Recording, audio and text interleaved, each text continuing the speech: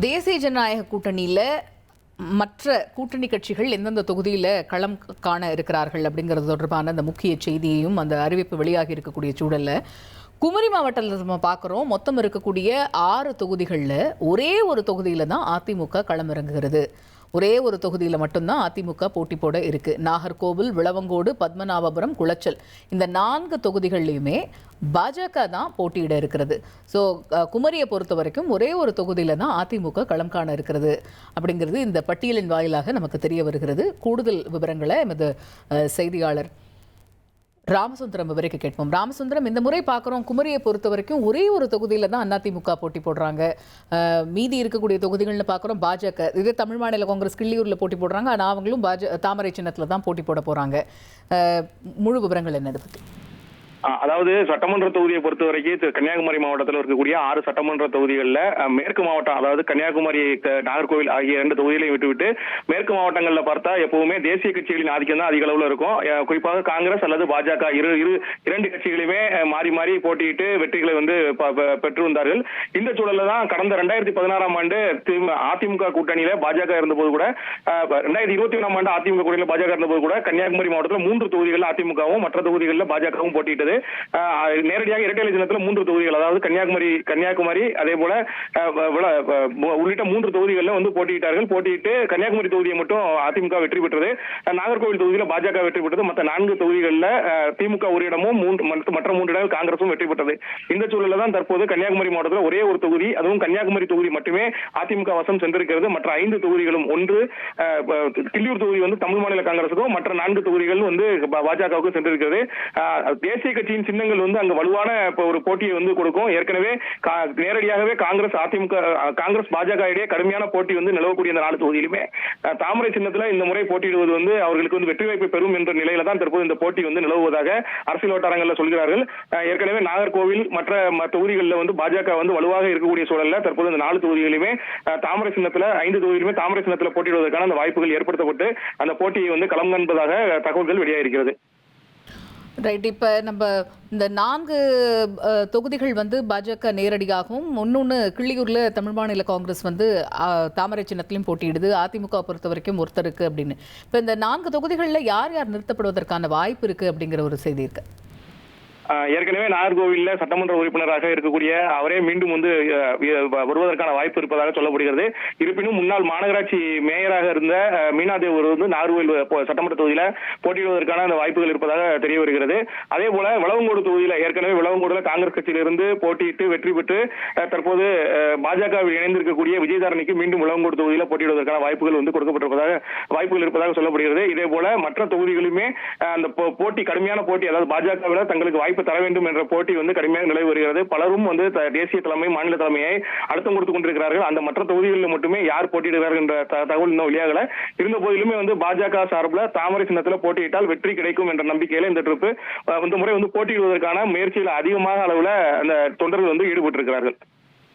இப்போ நெல்லை நம்ம அப்படி பார்க்குறோம். திரு நயினார் நாகேந்திரன் அவர்கள் இருக்கக்கூடிய தொகுதி, அங்கே பாஜகவுக்கே நெல்லை அப்படிங்கிறது ஒதுக்கப்படலை. இப்போ அவர் இன்னொரு தொகுதிக்கு சாத்தூருக்கு போகக்கூடிய வாய்ப்பு இருக்குது அப்படிங்கிற ஒரு செய்தி இருக்குது. இப்போது நெல்லைக்கு அவருக்கு ஒதுக்கப்படலை அப்படிங்கும்போது அங்கே இருக்கக்கூடிய பாஜக வட்டாரங்கள் என்ன சொல்கிறோம்? அதாவது 2001ஆம் ஆண்டு முதலே அதிமுகவில் இருக்கும் போதும் சரி, பாஜகவில் இருக்கும் போதும் சரி, 2001ஆம் ஆண்டு முதலே திருநெல்வேலி சட்டமன்ற தொகுதியில இருக்கக்கூடிய அனைத்து தேர்தல்களிலுமே நயினார் நாகேந்திரன் போட்டியிட்டு இருக்கிறார். 2001, அதே போல 2011, 2021 இந்த 3 தேர்தலிலுமே வெற்றி பெற்று ஒரு முறை அமைச்சராக இருந்திருக்கிறார், 2 முறை சட்டமன்ற உறுப்பினராக இருந்திருக்கிறார். இந்த முறை அவர் போட்டியிடல. ஏற்கனவே முதல்ல இருந்து சொல்லும் போதே அந்த திருநெல்வேலி தொகுதியை அவர் போட்டியிடவில்லை என்ற தகவலே பல்வேறு தகவல்களாக கசிந்து வந்தது. இந்த முறை அவர் போட்டியிடவில்லை திருநெல்வேலி தொகுதியில் என்பதை பல முறை பேட்டியிலும் கூட மறைமுகமாகவே சொல்லி வந்தார். இந்த நிலையில தான் தற்போது அதிமுகவுக்கு அந்த தொகுதி ஒதுக்கப்பட்டிருப்பது உறுதி செய்யப்பட்டிருக்கிறது. அதிமுக தொண்டர்கள் மீண்டும் சந்தோஷப்பட்டிருக்கிறார்கள்.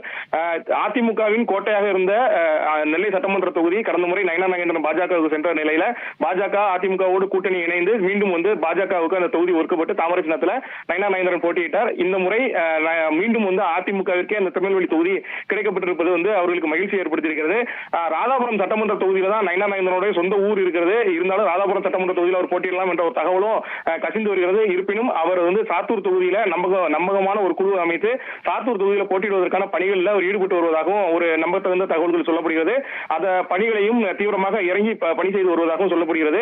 2006, 2016 அந்த தேர்தல்களில் ஒரு தோல்வி தருகிறார். அந்த 6ஆம் நம்பர் என்பது அவருக்கு ராசி இல்லாத நம்பர் என்பது ஒரு சொல்லப்படக்கூடிய தகவலாக இருக்கிறது. பொதுமக்கள் மத்தியிலும் இல்ல கட்சி நிறுவனர் மத்தியிலும் 6ஆம் நம்பர் என்பது ராசி இல்லாத நம்பராகவே திருநெல்வேலி தொகுதியில் போட்டியிட்டால் தோற்று விடுவார் என்ற ஒரு எண்ணத்திலேயே தற்போது அந்த 2026ஆம் ஆண்டு திருநெல்வேலி தொகுதியில் போட்டியிடாமல் மீண்டும் வேற தொகுதியில் போட்டியிட்டு வெற்றி பெறுவதற்கான அந்த பணிகளை அவர் செய்து கொண்டிருப்பதாகவும் தகவல் வெளியாக இருக்கிறது. சாத்தூர் அல்லது ராதாபுரம் 2 தொகுதிகளில் அவர் போட்டியிடுவதற்கான வாய்ப்புகள் இருக்கிறது. பெரும்பாலும் அவர் சாத்தூர் தொகுதியிலேயே போட்டியிடுவதற்கான அந்த ஏற்பாடுகள் செய்யப்பட்டிருப்பதாகவும் அதற்கான பணிகளை அவர் தொடங்கி விட்டதாகவுமே கட்சி வட்டாரங்கள் தரப்புல சொல்லப்படுகிறது. ரைட், இன்ட்ரெஸ்டிங் தகவல்களுக்கு நன்றி ராமசுந்தரம். இப்போ குமரியை பொறுத்த வரைக்கும் அங்கே இருக்கக்கூடிய 6 தொகுதிகளில் ஒரு தொகுதியில் தான் அதிமுக போட்டியிடுகிறது. மீதி இருக்கக்கூடிய தொகுதிகள்னு பார்க்குறோன்னா 4 தொகுதிகளில் நேரடியாக பாஜக களம் கண்டாலும் ஒரு தொகுதியில் தமிழ் மாநில காங்கிரஸ் தாமரை சின்னத்தில் களம் காண்கிறது அப்படிங்கிறது ஒரு தகவலாக இருக்குது. குமரி உள்ளிட்ட பகுதிகளை பொறுத்த வரைக்கும் இந்த மாநில கட்சிகளை விட தேசிய கட்சிகளுக்கு கொஞ்சம் பெரும்பான்மை ஜாஸ்தி இருக்குது அப்படிங்கக்கூடிய கோணத்தில் பாஜகவுக்கு இந்த தொகுதிகள் ஒதுக்கீடு செய்யப்பட்டிருக்கலாம் அப்படிங்கிற கோணமும் அரசியல் மட்டத்தில் பேசப்படுது. ஸோ குமரியை பொறுத்த வரைக்கும் இப்படி இருக்குது. ஒவ்வொரு மண்டலத்திலையுமே இவங்களுடைய ஈக்குவேஷன்ஸ் எப்படி ஒர்க் அவுட் ஆகும் அப்படிங்கிறத நம்ம பார்க்கணும். மேற்கு மண்டலத்தில் பார்க்குறோம், பாஜகவுக்கு 6 தொகுதிகள் ஒதுக்கீடு செய்யப்பட்டிருக்கு. அதிமுக கூட்டணியில் மேற்கு மண்டலத்தில் 6 தொகுதின்னு பார்க்கும்போது மொடக்குறிச்சி, அவினாசி, திருப்பூர் தெற்கு, கோவை வடக்கு, ராசிபுரம், உதகமண்டலம் இதெல்லாமே பாஜக வசம் போயிருக்கிறது இந்த முறை அப்படிங்கிறத பார்க்குறோம். 2021 தேர்தலில் மேற்கு மண்டலத்தில் 5 தொகுதிகளில் பாஜக போட்டியிட்டது. இதே போல கடந்த தேர்தலில் போட்டியிட்ட தாராபுரம், கோவை தெற்கு, அரவக்குறிச்சி தொகுதிகள் இந்த முறை பார்க்குறோம் பாஜகவுக்கு ஒதுக்கப்படலை.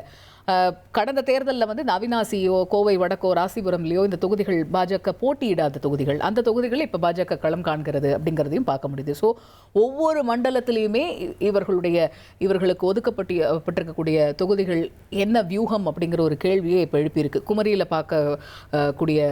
குமரியில் நம்ம பொறுத்த வரைக்கும் இருக்கக்கூடிய 6 தொகுதிகளில் பார்க்குறோம், 5 தொகுதிகளில் தாமரை சின்னத்தில் தான் களம் இருக்குது அப்படிங்கிறத பார்க்குறோம். ஒரே ஒரு தொகுதியில் தான் இரட்டை இலை சின்னத்தில் போட்டியிட போகிறார்கள் அப்படிங்கிறது களவிபரமாக இருக்குது. ஒவ்வொரு மண்டலத்திலையுமே இது போன்று இருக்குது. இப்போ மேற்கு மண்டலத்தை பொறுத்த வரைக்கும் பார்த்தோம். அதே போன்று பல்வேறு இடங்களில் இப்போ டெல்டாவை பொறுத்த வரைக்கும் எப்படி இருக்குது சூழல்ங்கிறத பார்க்கணும். சென்னை உள்ளிட்ட பகுதிகளில் எப்படி இருக்குங்கிறத பார்க்குறோம். அந்த வகையில் குமரியை பொறுத்த வரைக்கும் என்ன சூழல் அப்படிங்கிறத பார்த்தோம். 1,27,00,000 மனங்களை வென்ற தந்தி டிவி யூடியூப் சேனல். தவிர்க்க முடியாத தம்ப்நெயில்ஸ், கலக்கலான கான்டென்ட்ஸ். நீங்களும் இந்த குடும்பத்தில் இணைய இப்பவே சப்ஸ்கிரைப் பண்ணுங்க. அசுரபலம் கொண்ட எங்கள் டிஜிட்டல் கரங்களில் உங்கள் விளம்பரங்களை சேர்க்க வாட்ஸ்அப் பண்ணுங்க. 8939888378. Email advttv@dttv.in. 2.8 கோடிக்கும் அதிகமான மக்களின் உள்ளங்களை வென்ற தந்தி டிவியின் டிஜிட்டல் தளங்கள்.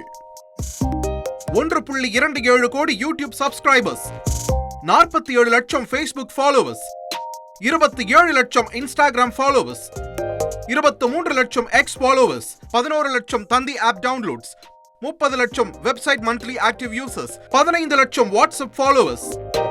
அசுரபலம் கொண்ட எங்கள் டிஜிட்டல் கரங்களில் உங்கள் விளம்பரங்களை சேர்க்க வாட்ஸ்அப் பண்ணுங்க. 8939888378. Email advttv@dttv.in.